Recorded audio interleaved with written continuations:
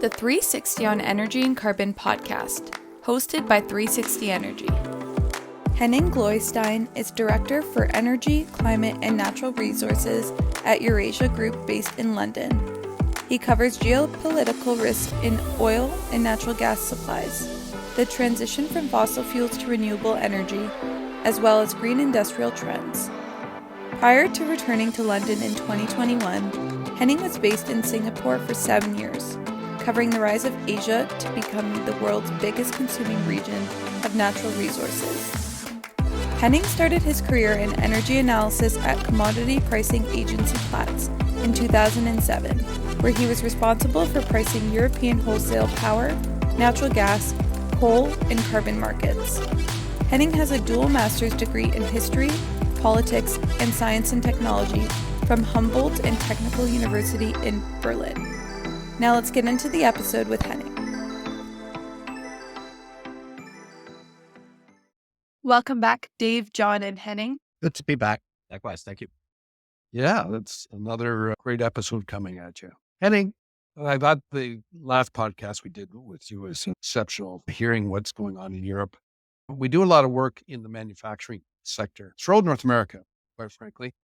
And so I'm really interested because you'll hear complaints from our Canadian or North American manufacturers about how high energy pricing is and, they can't compete. And then I look in Europe and I look at how some of the pricing is so high and some of the products that are competing against our North American products, I find it quite interesting. But listen, where I wanted to go is, what is industry doing in Europe to mitigate the high energy pricing? How are they compensating in that area? Yeah, thanks, David.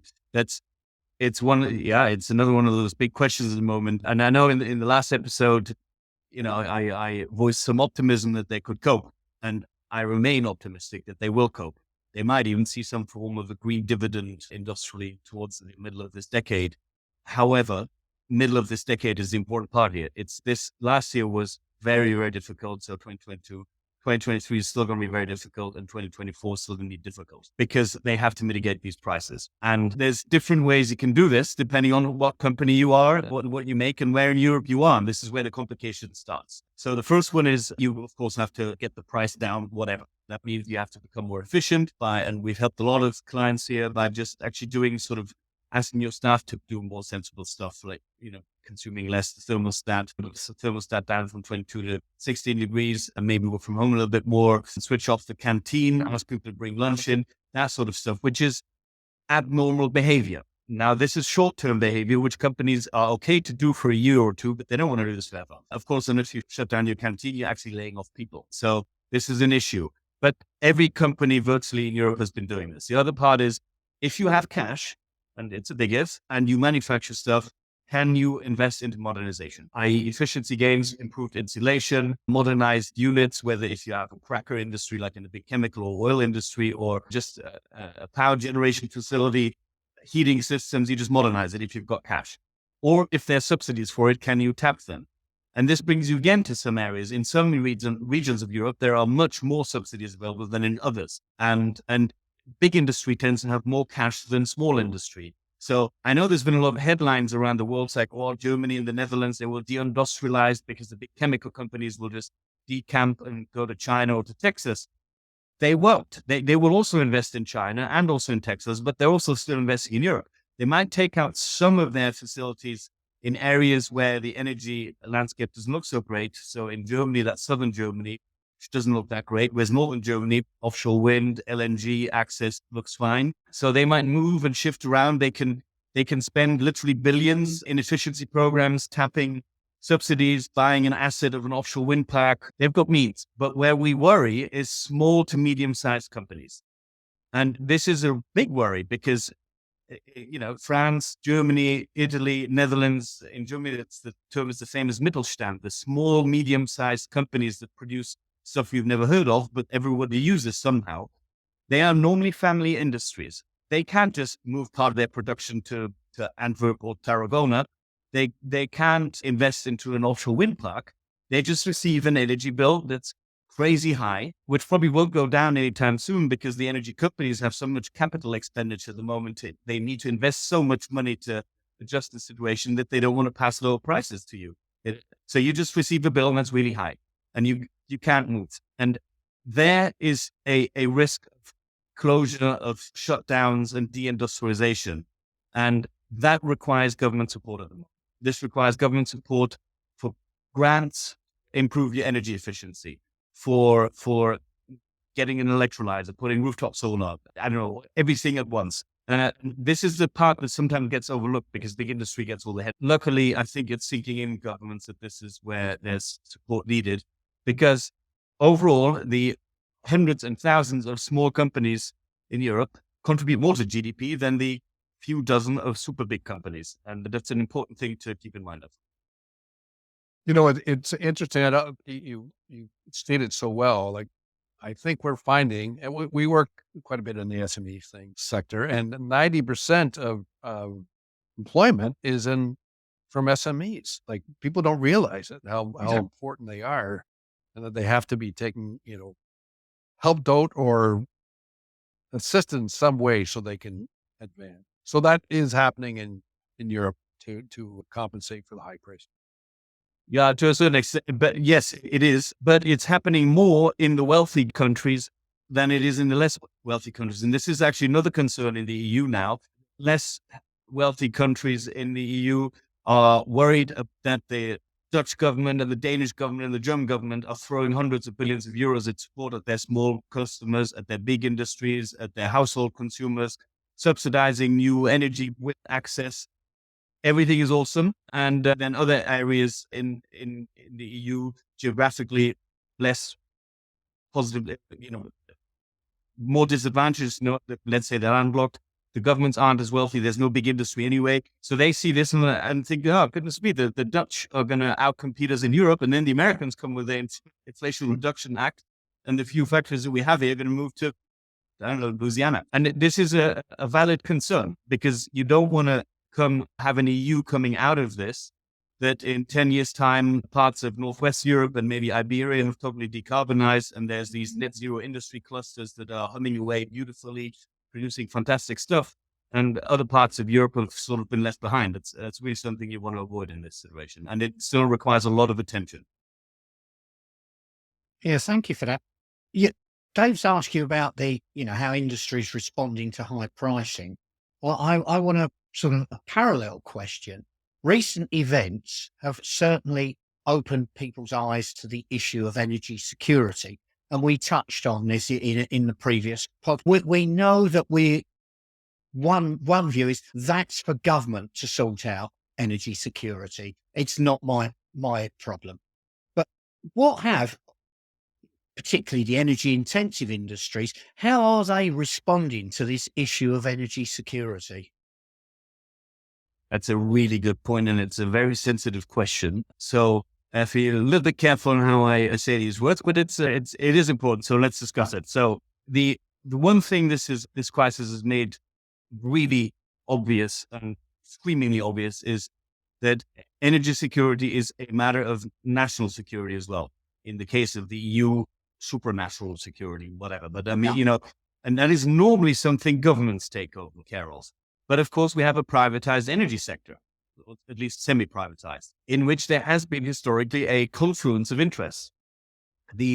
And let's use the most glaring and big example of Germany here. Germany built with its big industry in cooperation with its governments, initially started by the Social Democrats during the Cold War, so a long time ago, but continued by the conservatives. So former Chancellor Angela Merkel, she did this right through as well. It's not just a single party blaming here. They built an over-reliance on Russian fossil fuel imports. It's as simple as that. German industry financed the Nord Stream 1 and 2 to get natural gas into Germany. Interestingly, it was never about cheap natural gas. Russian natural gas was never particularly cheap. It was never much cheaper than anything else. The Russian gas was always more expensive than Henry Hub in the United States, not much more expensive, or sometimes, not cheaper than Dutch gas prices at TTF in the Netherlands or in the UK. But what it was, which is hard to remember now, it was considered reliable, and there were no price spikes. And that model collapsed in 2022. The thing is, though, that you buy some fossil fuels from autocratic governments is normal. Virtually every nation in the world does that. maybe just look at the United States and their relationship with Saudi Arabia. But that you build a single huge reliance across all three fossil fuels is abnormal. And this is what happened. And the Germans can't say that they weren't warned. They were warned about building an over reliance by Poland, by France, by the United States, and not just annoying, for a European annoying president like Donald Trump. Biden warned about this. Obama warned about this. Prime Minister Trudeau in Canada warned about this. Everybody did, and they ignored it. So that is a problem. And there's a combined fault of, in this case, Germany's industry and politicians. There were similar errors made in Austria, Italy, and even the Netherlands played along with this. And this must be avoided in future, because we can't just replace one inbuilt error with another one. Now, in the gas sector, this is looking a bit better now. The biggest gas supply to Europe, and in Northwest Europe in particular, but overall even to the whole EU, is Norway. Now, we really don't need to fear that Norway goes hostile on Europe in a way that Russia has. They're a NATO partner, and they're lovely, democratic, and very friendly. And the other next one is the United States, another NATO partner. But but relations between the US and the EU aren't always great. If Mr. Trump became president again, who knows, maybe there'd be a gas tariff. And in Southern Europe, Algeria is the biggest gas pipeline supplier to Italy now. Now, Italy's and Algeria's relationships have always been quite amicable, but it is not a geopolitically stable region in North Africa. And Azerbaijan also has some worries about it. Its proximity to Armenia, Iran, Turkey, and of course, Russian politics plays a role there as well. So Europe, in short, needs to be really, really careful that in rebuilding its supply chains in order to phase out all the Russian fossil fuel imports, that it does so in a way that they can receive the raw materials and the energy from partners that are geopolitically aligned in some form. Yeah, thank So you. that was an excessively long answer, sorry. No. As we've said with all of these things, that the questions can be simple, the answers can be complex. Yeah, I think prior to even the war with Ukraine, when we look at European pricing, it's always been higher, whether it's gas or electricity in Europe. And so because of that, I make the assumption that you're driven to be more efficient just because the pricing's higher. But I'm just wondering now that the pricing has, because of the war, has increased significantly. Can you share with our audience the sort of the efficiency improvements and things that they've done? And I don't know if this is fair, and if you can't do that, can you talk about, there's large corporations, but then there's SMEs. So if you have any information on that for our audience, that would be helpful. Yeah, you mentioned on pricing. Indeed, I mean, fairly high energy prices do give industry an incentive to become more efficient. And I do not think it is an entire coincidence that places like Japan, South Korea, Germany are highly industrialized because, especially Japan, South Korea, they have to import absolutely every raw material and energy resource from overseas, literally. So, and yet they make really good stuff. And it's not necessarily countries and regions with abundance in natural resources that make stuff. Australia isn't particularly famous for making that much, neither is Saudi Arabia. So there is definitely an incentive to, if you have energy costs being high, that you add value to products. But of course, prices can't be prohibitively high. That's what we saw last year. And if a crisis like last year happened to Europe successfully over 2-3 years, we would see deindustrialization. Companies would move away, especially the big ones, and the small ones, the SMEs, would just go out of business. And then people go into jobs that have less job security, less labor pride. It's actually a good example. The UK has seen some heavy deindustrialization over the last 30 years, although it's got a fully employed labor market. So it's not like the jobs are gone, but a lot of jobs have been replaced that have left. Let's say the auto industry, which used to be much bigger in the UK, they're gone. And people now work in a logistics center or a data center where there's no unions. There's much less job security and pride in the products you make. So now that's not necessarily price related, but you need to be careful that you don't destroy your energy by being prohibitively expensive on prices. Now, what can you do is, of course, you need to hopefully have governments that try and secure that invest into global supply chains that ensure reliable imports of energy, whether they're fossil or renewable in nature, at an affordable price. You have to incentivize investment locally into capacity. You have to incentivize into energy efficiency. Home insulation is so important here. It's actually, I'm bashing on Britain here too much, but Britain's home insulation rates are terrible, and they really are bad. I live in a lovely house in the UK. I really like it, but its insulation is appalling. And that needs to be incentivized. Italy, really good example, normally doesn't get a lot of positive economic headlines, but Italy has a 100% rollout of smart meters in households. Germany only 20%. Italy has replaced more gas boilers over the last 2 years than any other comparably big country, let's say Germany and France again. So that's because it's subsidized. So regulation subsidies help. And for companies, I think the main thing is you need to be savvy about energy. We've had this in the first podcast round as well. Energy isn't a given good that's free. And consumers, including companies, need to understand that. They need to understand how they use their energy. And if there are options to reduce your consumption without reducing output, then that is an option you should consider. And I think when energy is silly cheap, nobody thinks about that. We just switch on the light and then we leave it on all day and all night and whatever. But if it costs something, you need to think about it a little bit. And I think that's what people and companies need to do. They need to think about energy a little bit more. Luckily, that's happened over the last year. But of course, it would have been a lot nicer if this happened without a price shock and even worse, a war. Understand. Maybe it's too early, but is there efficiencies gained, or is there a number that people are throwing out that has happened in the industry because of this, or is it too early to actually tell that now? No, there's figures coming out, and of course, we'll have to wait and see how they develop. But so overall, industrial gas consumption in Europe, and in particular in Northwestern Europe, last year was about 20% below 2021 levels. And this happened without a loss of industrial output. So overall manufacturing output in Europe was flat year on year, while their consumption went down by 20%. That is an amazing success story. These industry, the less amazing or the harder stuff is the low-hanging fruit has been taken. So the other stuff now will be more difficult, the investments, but I think there will be another efficiency gain of probably another 5%, maybe even a bit more this year. So I reckon that EU gas consumption by industry by the end of 2023 will be 25% below what it was at the start of the war, and I don't think that'll ever come back because that will be efficiency gain.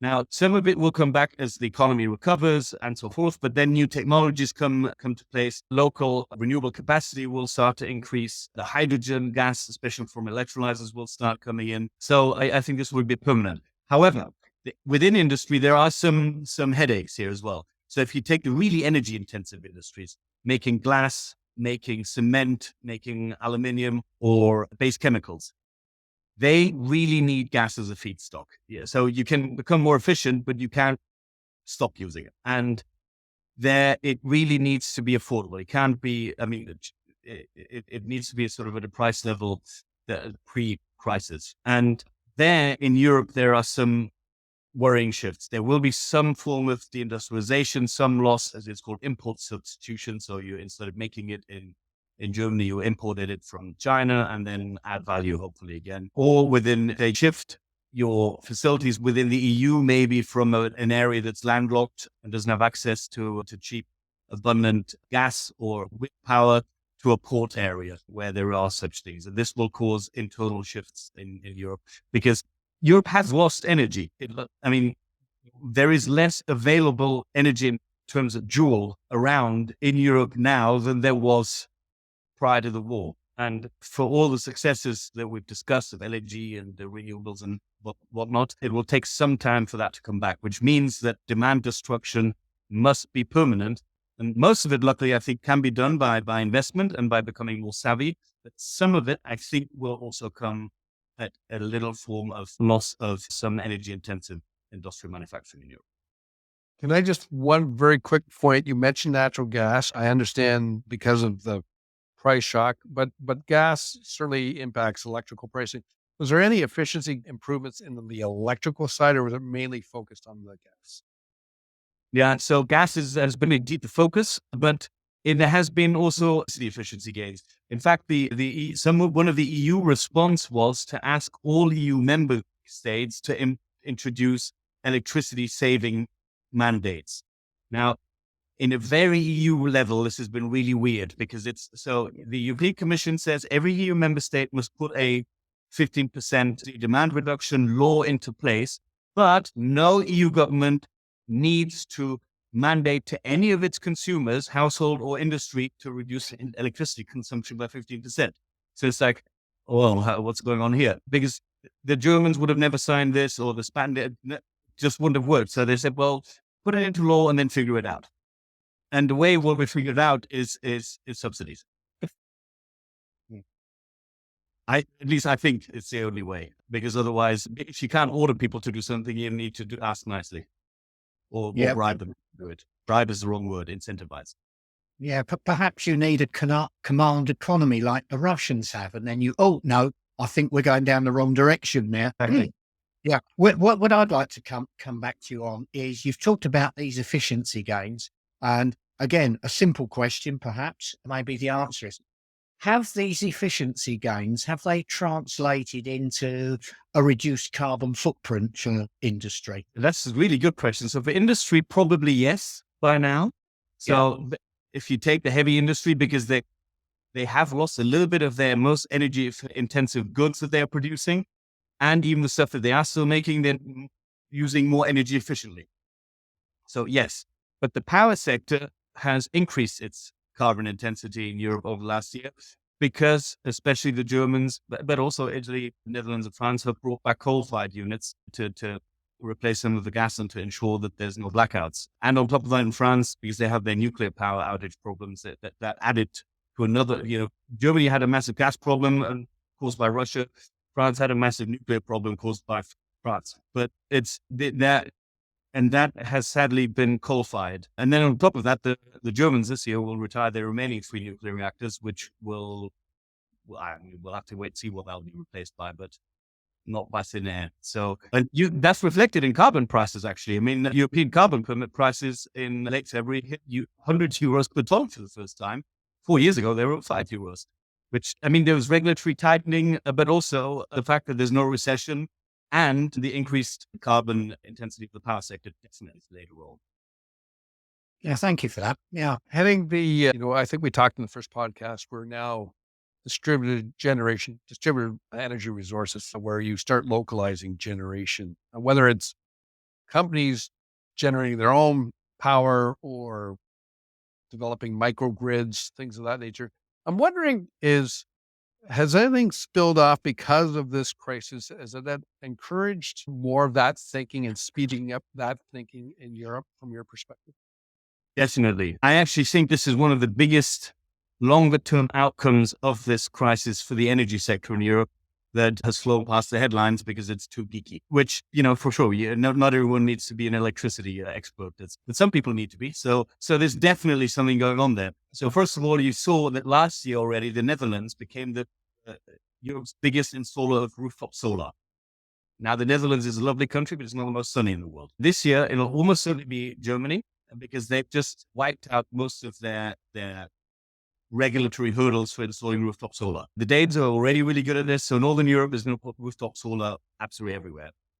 So that's microgrid. Then in the electric vehicle space, most utilities, maybe not most, but many utilities across Europe are starting to develop plans of rolling out 2-way charging systems for EVs in the next couple of years, so that when you don't drive your car, that you can actually make money by using your battery by selling electricity, which will be really important. And then on a much bigger size, you've got PPAs, so power purchase agreements, that are happening on an almost epic scale now. Very good example is BASF, so Germany's big chemical company, which still has the world's biggest chemical facility in Germany. And they have a really big facility in Antwerp, place I mentioned before. They have bought a 50% stake in an offshore wind park in the North Sea, and this shows you how fast things go. This offshore wind park took FID in 2020 and is going to be fully completed by the summer of 2023. So it'll take them just 3 years. 1.5 gigawatt. They're 80% finished. So this week, as we speak, so last week, February, early March, they have installed the 100th turbine of 140. They're already supplying electricity, so they can gradually increase as the turbines come in. It is unsubsidized, no contract for difference, no tender, no subsidy. It's a pure merchant facility. And BASF bought 50% of it because they're going to use that to supply electricity to their big chemical plant in Antwerp so that they're not exposed to the high wholesale grid costs. And maybe even if they have an excess electricity, they can sell it into it.